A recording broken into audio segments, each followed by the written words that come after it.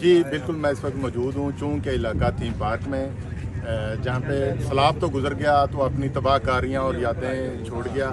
اس وقت میرے ساتھ موجود ہیں LWMC کے اسسٹنٹ ڈائریکٹر سید علی رضا صاحب، ان سے تفصیلات جانتے ہیں کیا تفصیلات ہیں۔ جی بسم اللہ الرحمن الرحیم۔ لاہور میں جو سیلاب سب سے زیادہ جہاں پہ افیکٹ ہوا ہے وہ تھیم پارک ہے، اور یہاں پر ہماری اسپیشل ڈیوٹیز لگائی گئی ہیں۔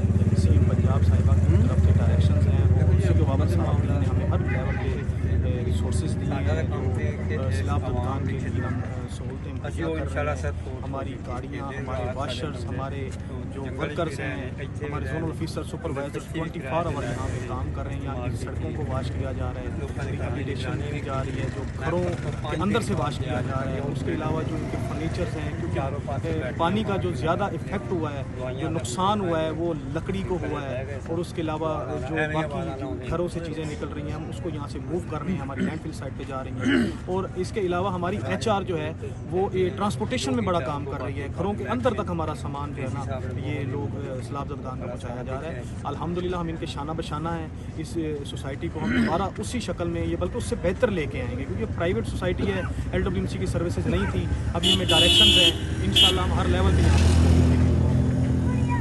جی بالکل، جیسا کہ ناظرین آپ نے سنا، اسسٹنٹ ڈائریکٹر صاحب بتا رہے تھے کہ اس سوسائٹی کو انشاءاللہ ہم پہلے سے بہتر پوزیشن میں لے کے آئیں گے۔ جی مسعود انور بٹی، TV 89 چون لاہور۔